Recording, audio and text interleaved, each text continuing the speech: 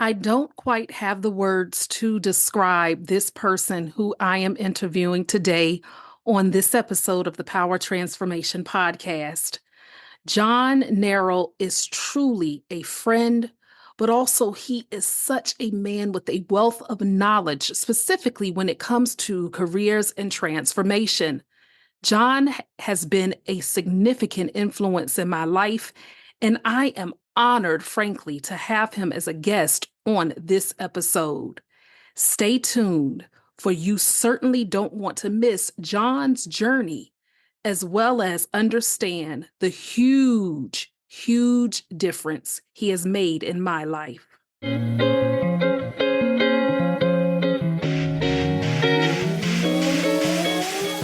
Have you ever faced a challenge that seemed hopeless, yet you think that you have the power to change your life for the better no matter the obstacles you face? Well, if so, then you're in the right place. I'm your host, Alethea Felton, and welcome to the Power Transformation Podcast, where we explore the incredible true stories of people who have overcome adversity and created meaningful lives. So, prepare to be inspired, equipped, and empowered, for the time is now to create your power transformation. Hey, y'all. Oh, my goodness. Welcome back for another episode. I am so excited today for this guest. Oh, my goodness. All right. I'm not going to ramble because there is so much in store for you today when it comes to this guest, John Neral. I want to jump right into his interview, but first I want to thank you. If you are new to the Power Transformation Podcast, I welcome you. Follow, subscribe, give it a 5-star rating, write a review, and share it. And for you all who have been with me since day one, or close enough to it, thank you as well. We're going to keep this power transformation movement going. Yes, this is a movement, y'all. And the guest today, John, definitely knows how to spark movements into people for how he goes about helping them in their lives. So let's jump into this interview. But first, let's go ahead and say our affirmation. I'll say it once and then you repeat it. There is a benefit and an opportunity in every experience I have. Oh my goodness, you all. Today, I am like a kid on the first day of school because the guest that I have this day is so incredible. I wish you could see how much I'm smiling. I have John Neral, and he has all of these fancy titles and whatnot, but the main title that I view him as friend, mentor, loyal support for many years. And he will let you know exactly who he is. But what John is, honestly, all jokes aside, and I'm not even joking about when I said that, but John is an executive and career transition coach. He's also a podcast host himself of the Mid-Career GPS podcast, and so much more that we will get into. John, welcome to the Power Transformation Podcast. Alethea, my dear friend, I am so honored to share this space and this microphone with you today. We are going to have a great time, my friend. We are, you all. And also, I'm just going to put this up front. The reason you are listening to the Power Transformation Podcast is because of John Neral. John is the one that I've talked to about in the past, where he is the one that even sparked the idea for me to start a podcast. How? Because John was my business coach for several years, and he helped me get to this point of where I am in life right now. And I don't want you to think just because I use past tense, something bad happened. No, nothing like that. I'm in search right now of another business coach to take me yet to the next level.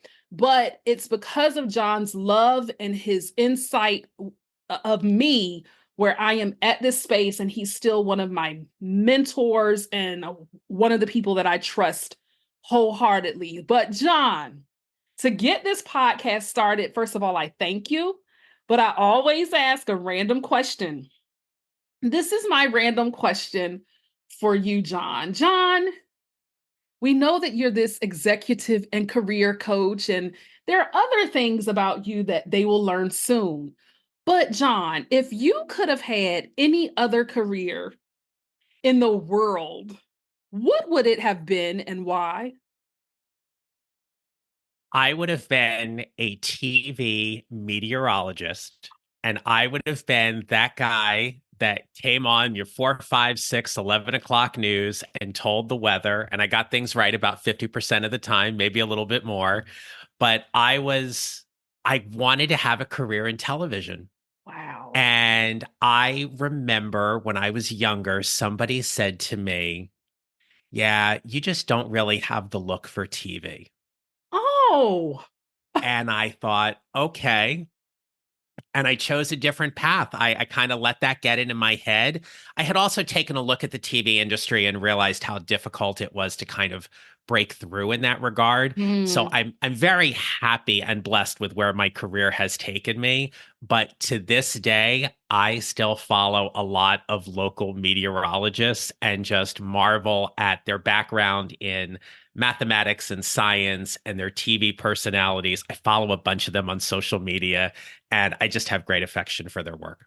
Wow, John. Now, listen, in all of my years knowing you, that is actually something that I didn't know in terms of meteorology. I've known other things, but that is a really fun fact about you. And Yeah. whoever said you didn't have that look for TV, sir, have they seen certain people on TV and you're a very handsome guy? And I'm like, what in the world were they thinking? So, Well, wow. thank But you. I'm glad that you didn't go that route because I wouldn't have gotten to know you and your effect and your influence from so many other people. Oh my goodness, you have helped transform lives. And that leads me to this next question.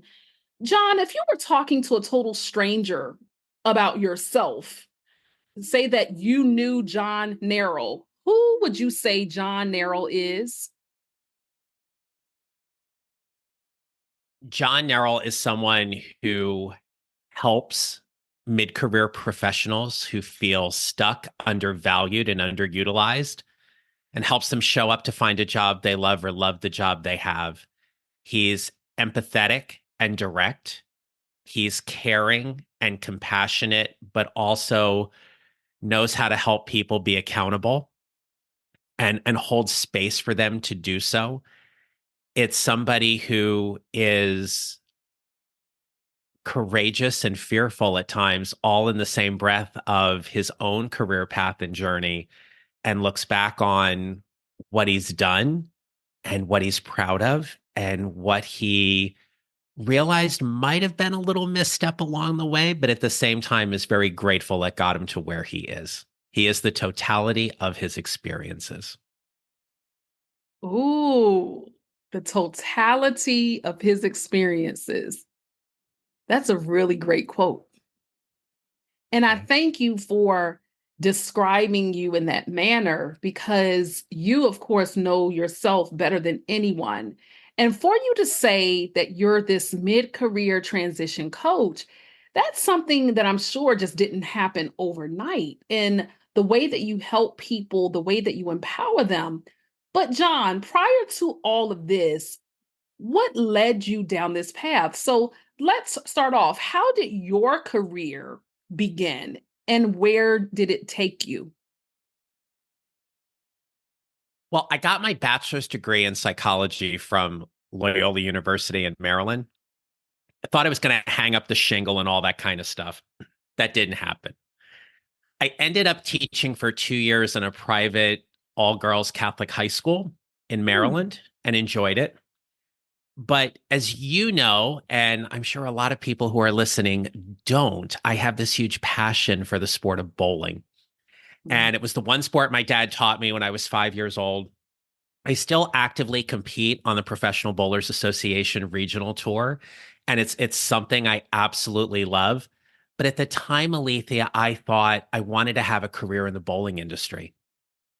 So I took a job working in a bowling center in Baltimore, Maryland. I worked there for 5 weeks. A friend of mine who I had known through bowling offered me this job in his center. Mm-hmm. And one of the things he said to me that I will never forget, it is one of the most transformative moments in my career. He said, John, if you find that you don't want to do this job anymore, or you don't like it, do the right thing and give me 2 weeks notice so I can find a replacement. Wow. He gave me an out when I started. I lasted 3 weeks before I went to him and I said, I'm giving you my notice. Mm. And part of the reason was his wife would come into the bowling center after her workday, and she was a sixth grade teacher. And Diane and I would trade stories about my time that I had in the classroom and her time she was having in the classroom. And I missed teaching so much that I moved back home. I went and got my master's degree in teaching and a minor in mathematics. And from there, I found myself teaching in a district in northern New Jersey for 14 years, from Wow. 1996 to 2010. Funny enough, Alethea, in a district next to the Real Housewives, that's a completely different podcast episode.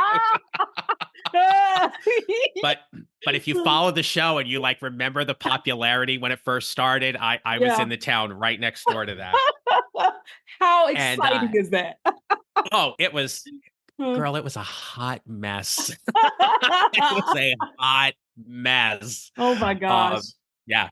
But anyway, so I loved my time there. And What did and I you, John? I don't mean to cut you off, but dealing with sixth graders, right? Middle school kids. I know just as you know, but let the audience know, what did you love most about that job? oh, they're hormonal. Like I love that part because here was the thing. I was really good at pivoting based on their energy. Mm, So there were days when my sixth, seventh, and eighth graders would come into the room and they wanted to be treated like kids. And there were other days they came in and they wanted to be treated like adults. mhm. And so when I was able to gauge their energy and figure where they were at, I mean, obviously, as teachers, we have our class rules and we have our organizational structure and everything. But it's what allowed me to build those professional relationships with my students that when they walked into my room, they knew it was a safe space. They knew what they were going to expect. And year after year, as my brand and my reputation built and progressed, I was very fortunate that my classroom was the one where a lot of students wanted to be in, and I was very grateful for that. Mm. Thank you for that detailed description. And the reason why I asked that is because, as we'll learn later on, is that sometimes I think the most compassionate, caring teachers can sometimes make the best coaches.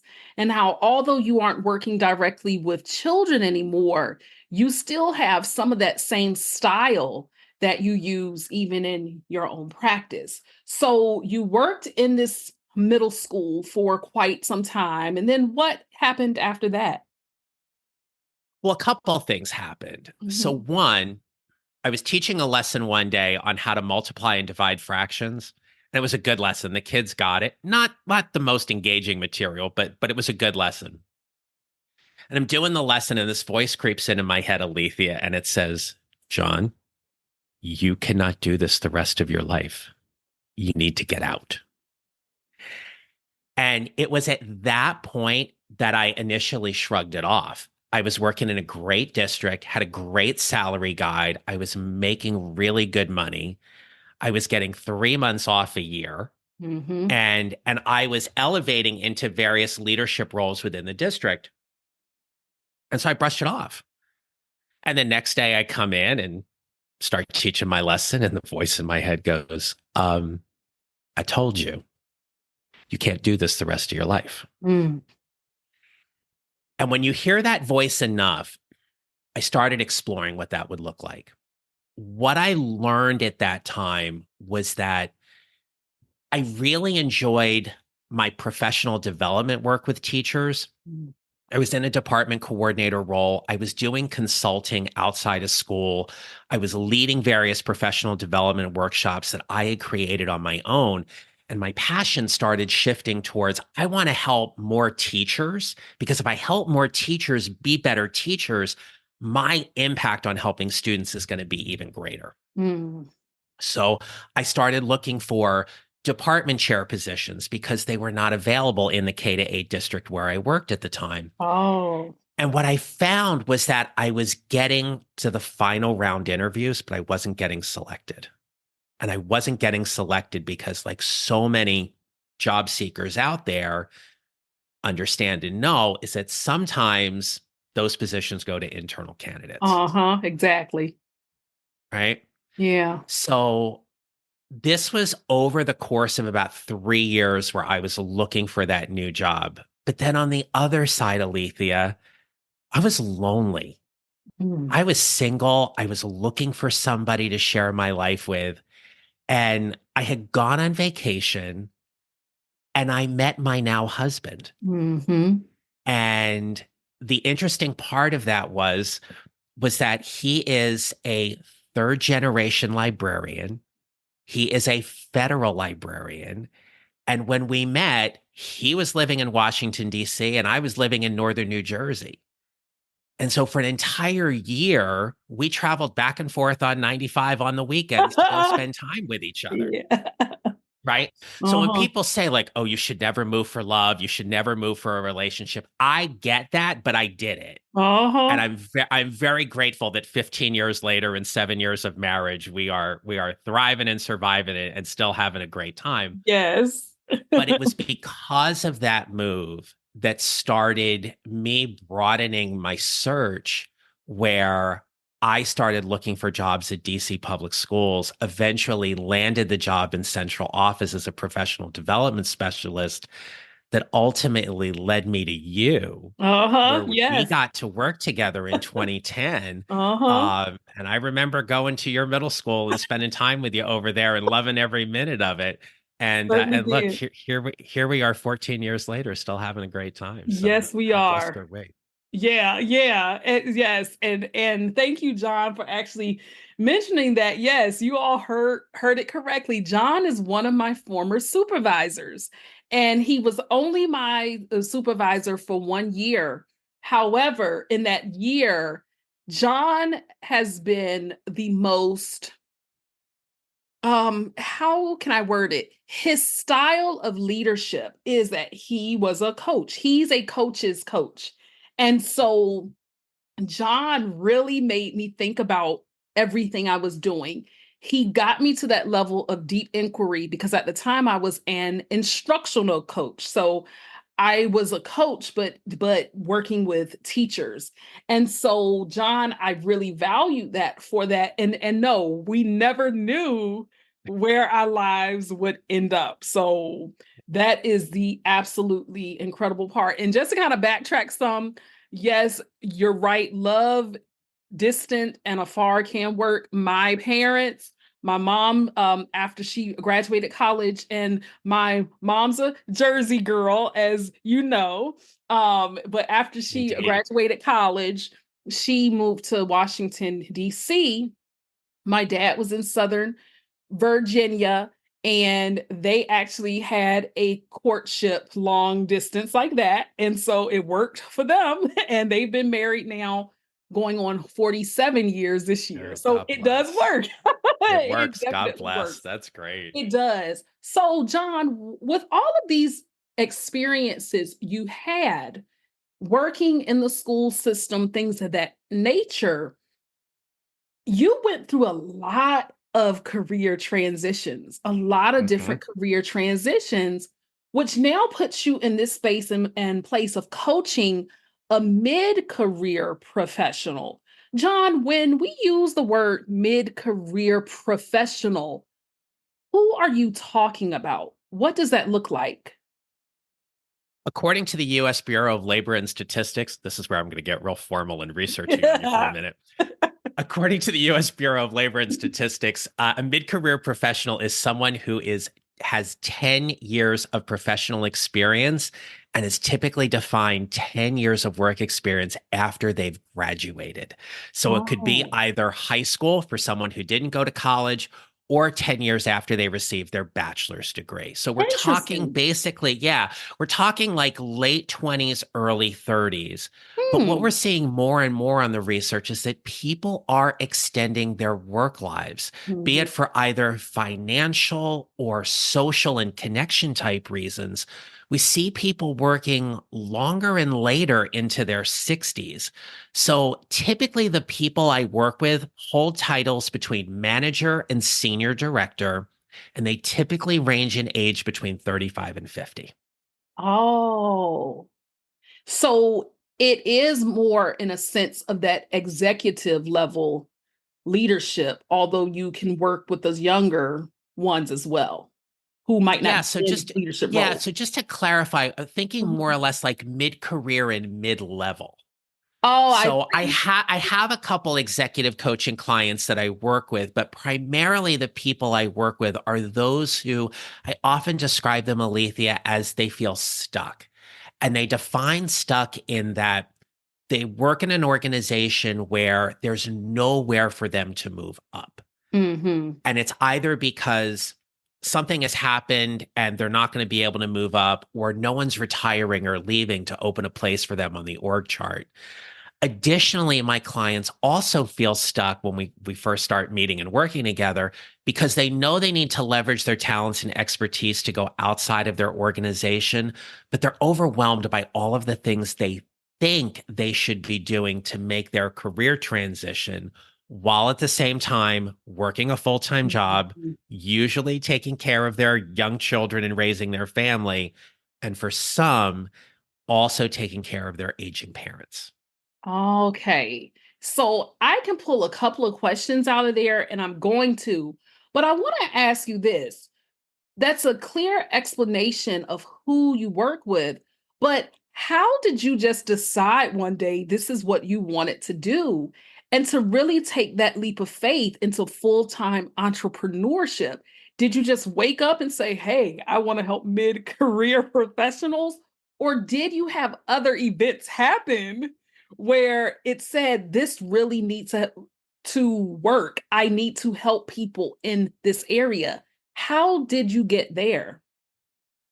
My last quote unquote corporate job, if you will, before I opened my business full time was working as a training and staffing director for an educational nonprofit. Mm. I had been there 5 years, great organization. But during the second reorg, I didn't land particularly well. They had narrowed my scope. And at the time, I had gone through coach certification training. I was doing coaching inside the organization. They didn't want me to do that. They wanted me to focus more specifically on onboarding, which is an absolutely Oh, important task, but yeah. it wasn't what I wanted to do. So I remember walking down the hall one day to my vice president, who I directly reported to, and I looked at her and I said, "I need to have a conversation with you, and I'm going to ask you a question. And when I ask you the question, I trust you enough to give me an honest answer. And however you answer it, I know it's coming from a good place. And the Mhm. first thing I'm going to say to you is thank you. Hmm. May I ask the question?" And she said, "Sure." Now she's sitting at her desk and she's taking care of some stuff or whatever. And I said, Uh-huh. "I've been thinking about the recent reorganization. And the way I look at it is that I'm not getting fired today." I Oh. said, "While my performance is good and everything, I don't feel like I'm valued and utilized accordingly. And so what that means is that I can stay here and do the work that I'm assigned to do. I'm never getting promoted. I'm not getting a bonus. I'm probably barely getting a cost of living raise. And if I'm happy and content doing that, that's fine. But if I want to do something else, this probably isn't the best place for me. Mm. How accurate am I?" That question, Alethea, because when we ask questions from a place of greater intention, where I'm going to get the information I need versus the information I want, like we all Mm-hmm. want to hear we're doing great work and everything. I needed to know if my thoughts were confirmed. Alethea, she looks at me, she slams her pen down on the table and she goes, "They don't get you. They don't understand all the things you do. They Mm. don't understand all the coaching and the work that you do with everybody. They only want you to focus on this. That's their decision." And then there was this pause. And I was like, let me see if she's going to say something else. Yeah, because you And done put it out there. she looks at me and she goes, "You're very smart." Mm. And I honored my intention and I said, "Thank you." And then I looked at her and I said, "And this ain't just a pretty face." Oh. Because you know me, I tend to diffuse some tension Yes, with you humor, do. right? So I left that meeting with greater clarity about where my career path was headed. Mm. All of the instructional coaching I had done in my education career, the professional development work, the coaching I had done within this particular organization, and my desire to get my coaching certification. When I announced I was leaving about 4 weeks after that conversation, one of the things I said to my vice president was, "I am leaving because I have an opportunity to help more people outside of this organization than I can inside of it." Mm. Here was the mistake, or let's say the detour that I made in starting my business. I thought I could help everybody. I Mm. would help anybody that was unhappy in their career. Well, 25-year-olds normally don't have money to pay for coaching. Late 50s, early 60-year-olds, they're in their legacy position. They're just looking to retire. They're not going to invest in coaching. So the Mhm. wall started closing in a little bit to go, okay, who are the people I want to help? And when I thought about how I navigated my career transition to DC public schools back in 2010 and started that a few years earlier, laying the foundation for all of that, what I often remember was that at mid career, we think we should have everything figured out. Mm. And if we just take a step back and give ourselves some grace and recognize that not everything needs to be formulated in a spreadsheet and scheduled and timelined out, things change, circumstances happen. If I could help people navigate that part of their career journey with greater grace and intentionality, I get to do some of my best work. Mm. And that's what I get to do today. Wow. How do you help a client who literally just feels that they're going to always stay stuck in where they are? They can't move up. I'll give a personal example, and she won't mind me actually putting it out there. My sister spent years trying to get a promotion, interviewing, doing this, doing that. Doors seemed to be closing on her every which way. And she was really discouraged for several years, from taking different certification courses to even having a consultation with you to doing different things to make herself more marketable and not really nailing what she wanted or desired. And thankfully, I'm not even sure if I told you, but she did finally recently You get did, that yeah. promotion. Yes, started her new job and is loving it. But John, how do you give those mid-career professionals who feel absolutely stuck, how do you go about giving them a glimmer of hope? You can't promise them anything, Sure. but what do you do to help empower them? Because you have a pretty great track record and your reputation speaks for itself. But how do you do that in such a competitive and, quite frankly, difficult job market? Yeah, thank you so much for that. So, the idea behind building a mid career GPS is that I'm going to guide you to where you're going to go. Just like when we get in the car and we bring up our favorite navigation app that's going to avoid the detours and the traffic jams and all those kind of things. That's what I'm there to help my clients do. There are four parts to building a mid-career GPS. First off is all the preparation. So it's getting them having career clarity, understanding what their strengths are, where they're most valuable.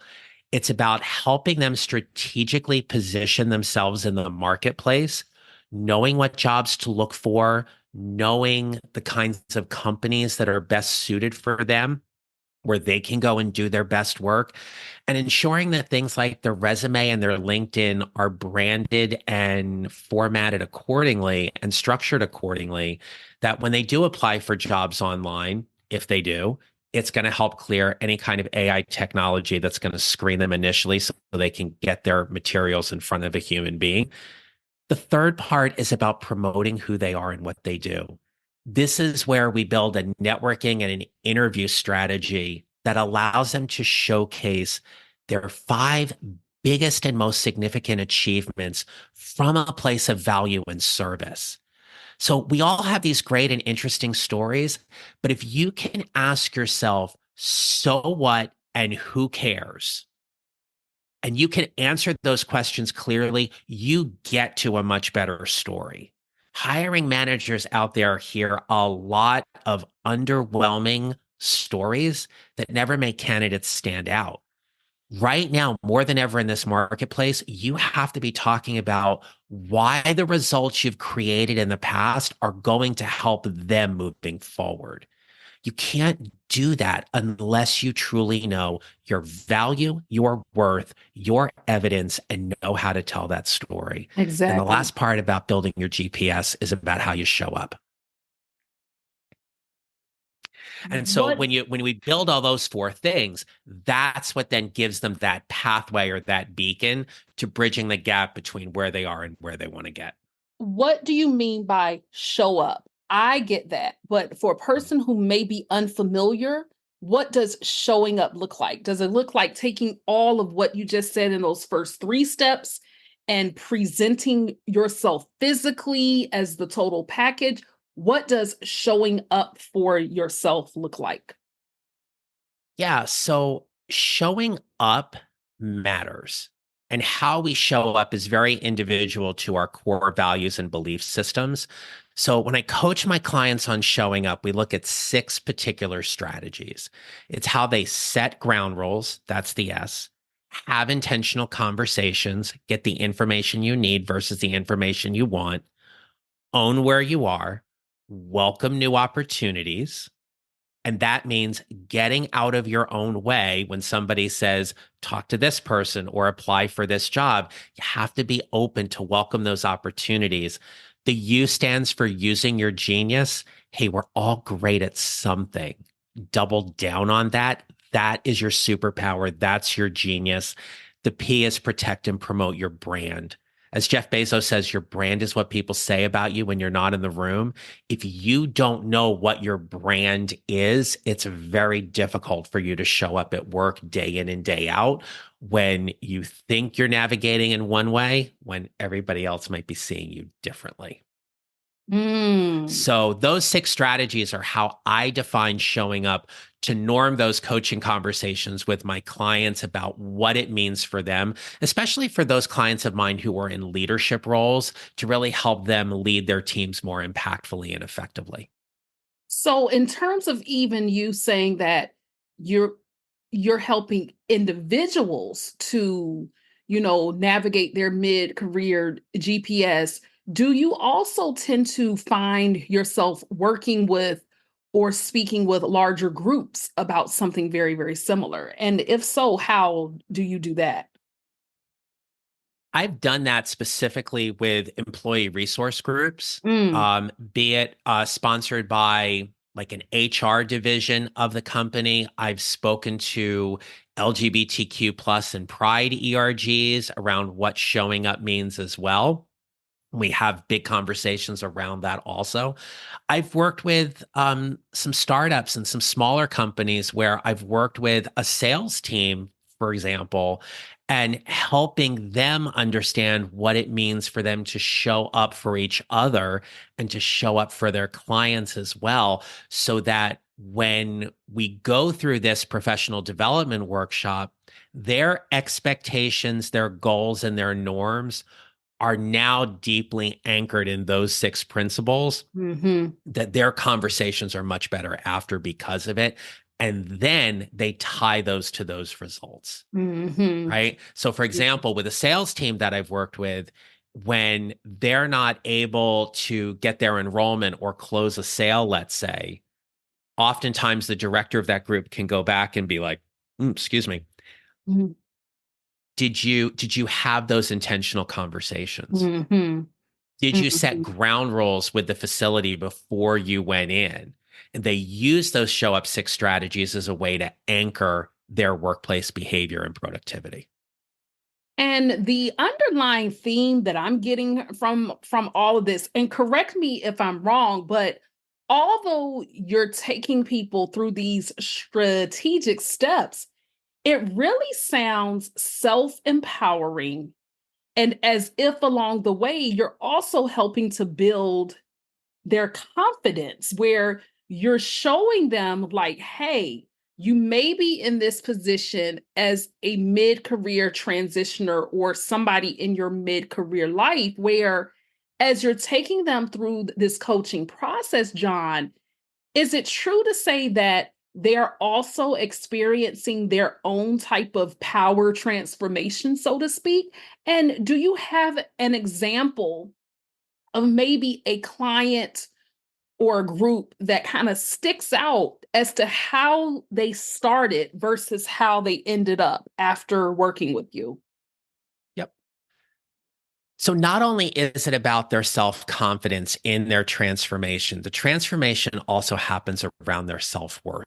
Mm. A lot of people experience workplace trauma, and Mhm. oftentimes we will hear that people don't leave jobs because of bad organizations. They leave because of bad bosses. Mhm. There's usually somebody who has created a toxic work environment that they're like, I just got to get the hell out of here. Mhm. And so that can create some workplace trauma that we'll often have to coach through as well. But a lot of times, and Letha, you've heard me say this so much, right? Is that I help people find a job they love or love the job they have. One of the client success stories I want to share with you is about helping them love the job they have. Wow. So I was working with a client shortly after I started my business full time, about 7 years ago. And I am honored to say this person is still a client of mine. We still meet Oh, once a month. Yeah. oh, In that's fact, we great. we just talked earlier as well. But works for a Fortune 50 company, Mhm. outstanding project manager and leader. And they were really considering a career pivot. And one of the things that happened in our coaching relationship is that one day I asked them and I said, what's your professional brand at work? And this is what they said. I think it's good. I think I'm well respected and I'm recognized for the work I do. I think people appreciate me. And I said, do you think or do you know? And there was this pause. And they said, I'm not so sure I know. Mm. We did an exercise that I call a professional branding audit. And I asked them to identify some people that they closely work with, first and foremost, whom they trust, to have an intentional conversation about what their professional brand is. We worked through a series of questions that were directly important to them and getting the information they needed because this person wanted to get promoted and they weren't getting promoted. Mm. And I said, next session, come back and report to me what you found. So they come back for the next session and they say to me, yeah, I heard stuff I wasn't expecting. Oh. I said, good. What'd you learn? And they said, um, everybody confirmed that in the last reorg, I pivoted in a way that wasn't helping my career growth.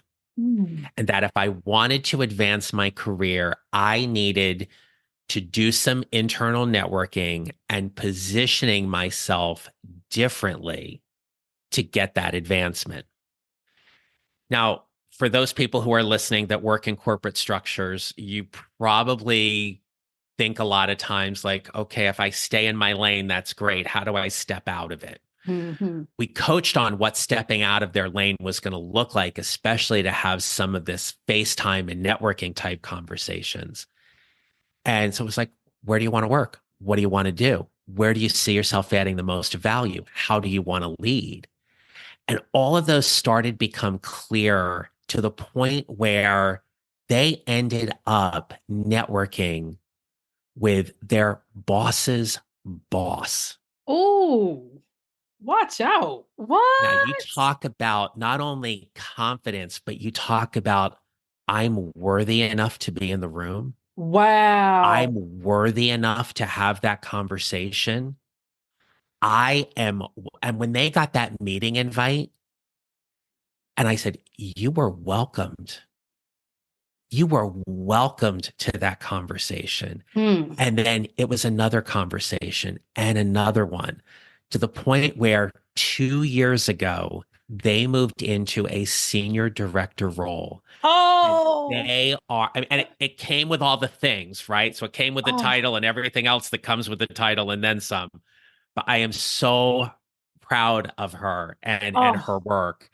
And that is because she recognized that her transformation was understanding that she was worthy enough to be in the room oh my and she could serve at gosh. that level. Yeah. And I don't know her, but hopefully she will listen to this and I'm going to tell her directly, girl, I'm proud of you. And that is Yes. so wonderful. Oh, yes, that's so inspirational. Oh my gosh. So, because our time is short and this is a question that I had already had where I was going to ask you this. This leads directly into asking this. John, if somebody's listening right now and they know that they want to make a change, but they're either comfortable, loyal, something's blocking them from really stepping out, although they know deep, deep down inside they need to either explore options or find a way to make it work where they are. What would you say to them in terms of getting outside of their own head and just taking a leap of faith and trying something different and making a pivot in whatever way that looks like for them? What I appreciate about that question so much is that you start painting the vision about where they want to be, right? So Mhm. if you think about 2 points, A and B, B is the destination. It can't be a straight line. No Career way. transitions are messy. They are not linear.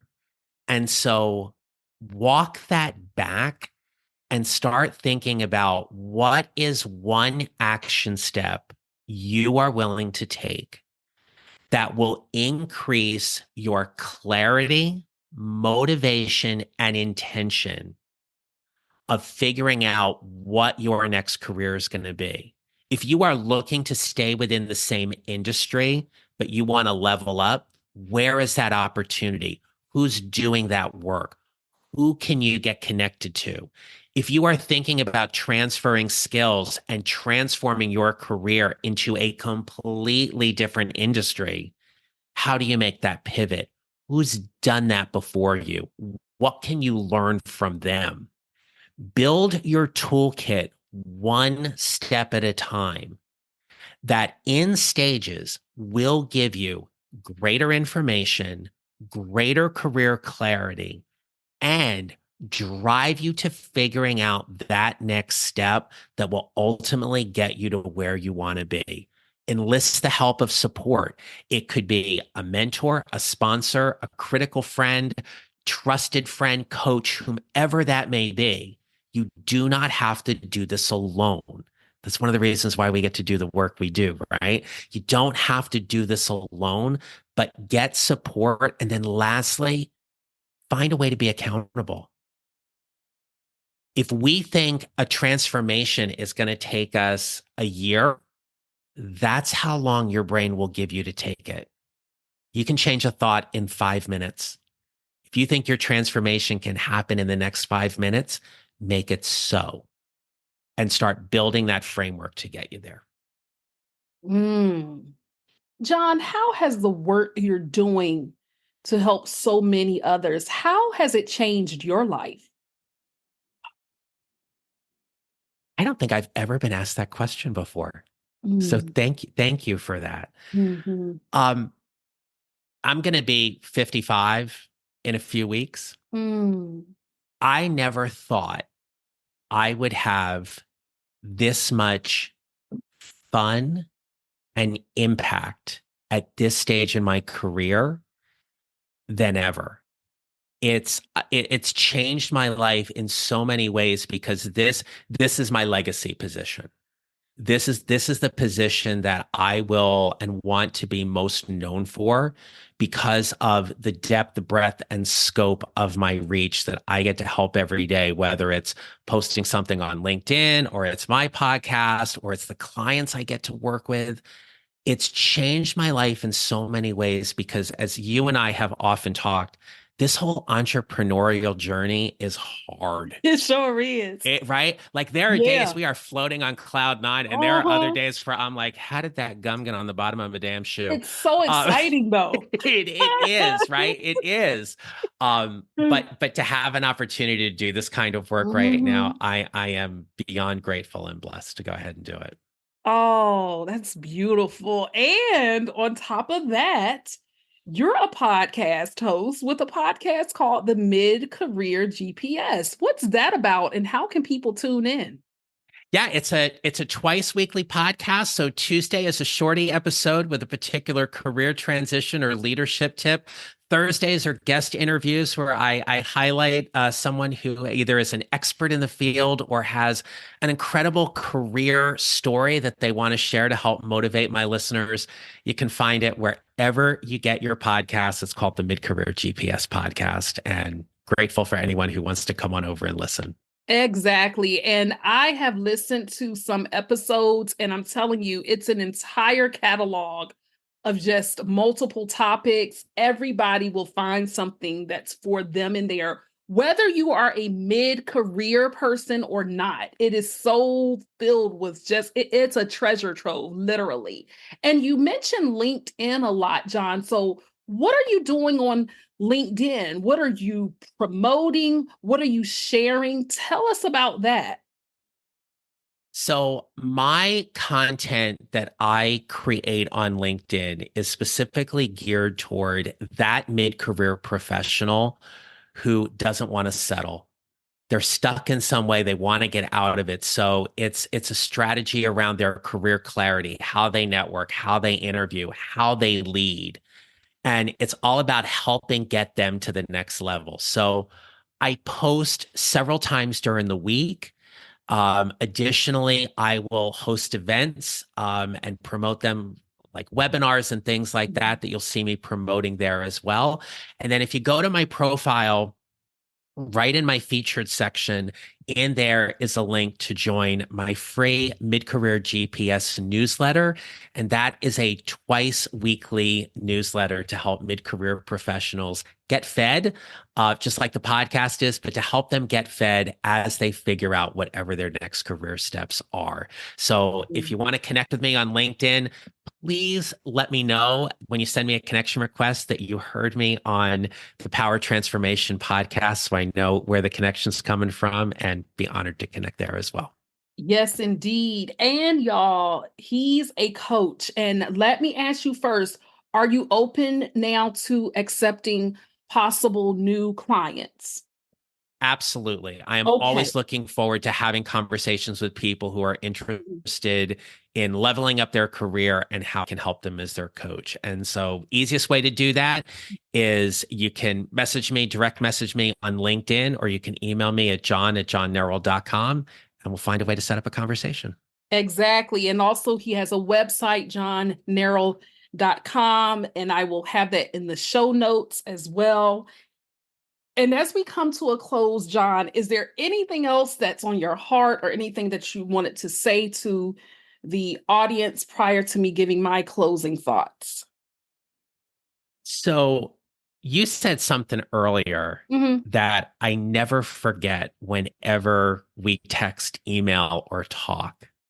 And that is Who would have thought that in 2010, when I stood up in front of a room of 21 instructional coaches, you being one of them, that we'd be here today? Mm-hmm. You never know where a connection may lead you or take you. The only thing you can do is show up authentically and genuinely to build those relationships and nurture those relationships in whatever capacity.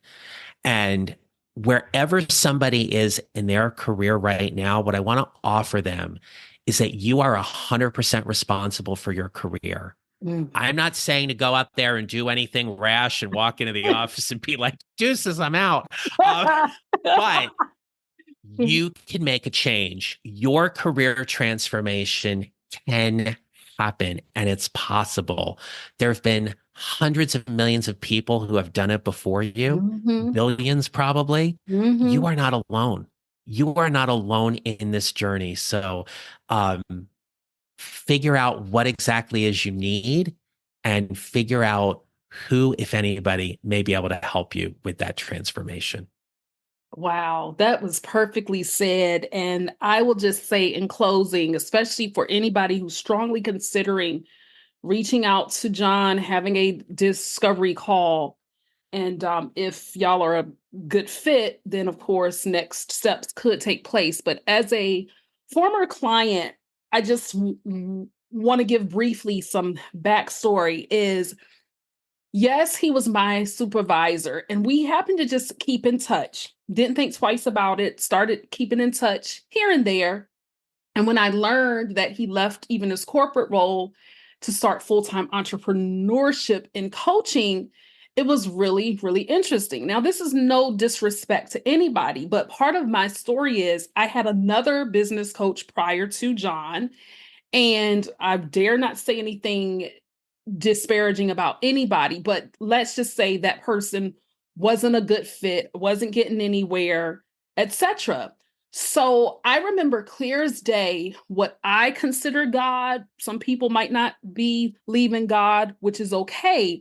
But I remember clearly being prompted to say, call John and ask him to coach you.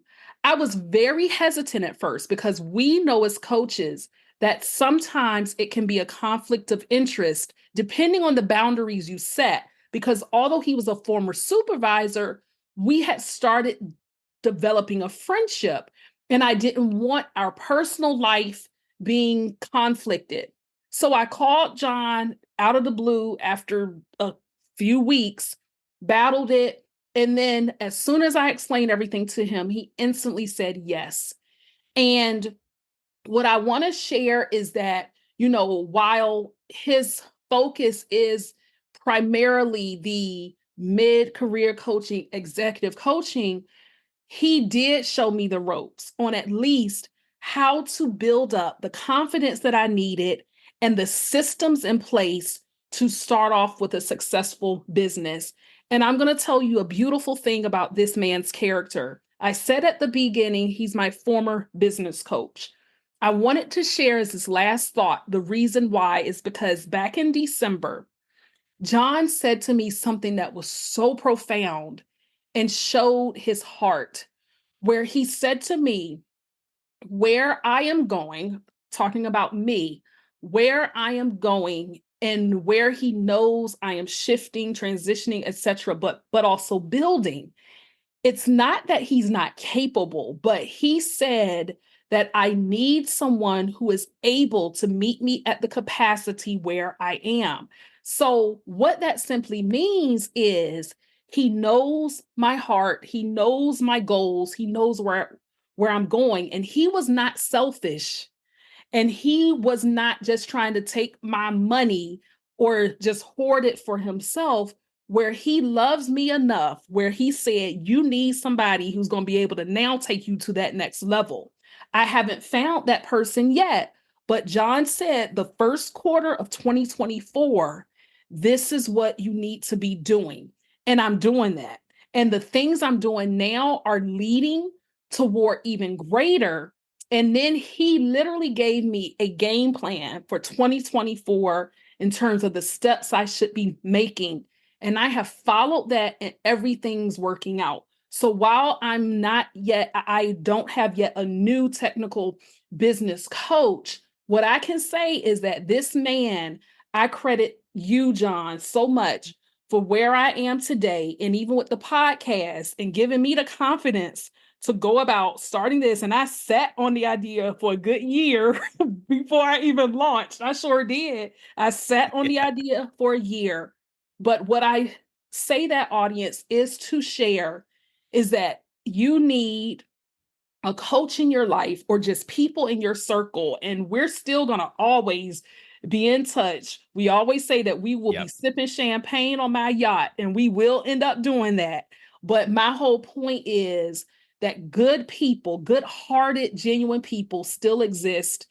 They don't have to look like you. They don't have to come from the exact same background as you. There are still people in this world with great intentions. John Neral is one of them. And John, I hope and pray nothing but continued success. It was an honor having you today. And thank you for just being you. I love you.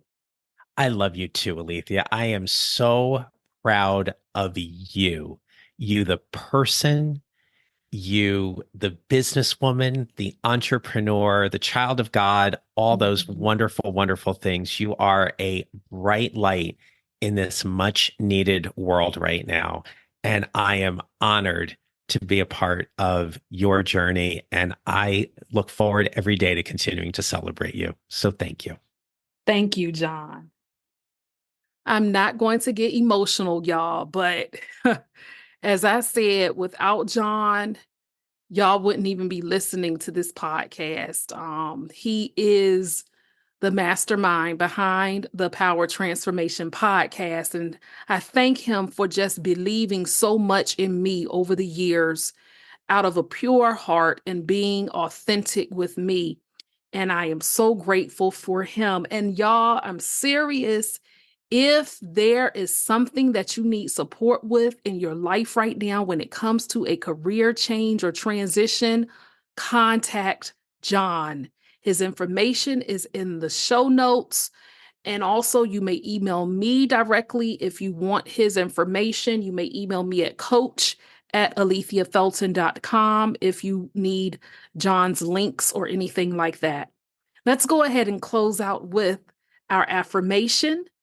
And I will see you again next week, Wednesday, or whenever you are listening to this. But new episodes are released every Wednesday. But let's go ahead and close out with our affirmation. I'll say it once and you repeat it. There is a benefit and an opportunity in every experience I have. If you enjoyed today's show, then you don't want to miss an episode. So follow the Power Transformation Podcast on Apple Podcasts, Spotify, or wherever you usually listen, and remember to rate and review. I also invite you to connect with me on social media at Alethea Felton. That's at ALETHEAFELTON. Until next time, remember to be good to yourself and to others.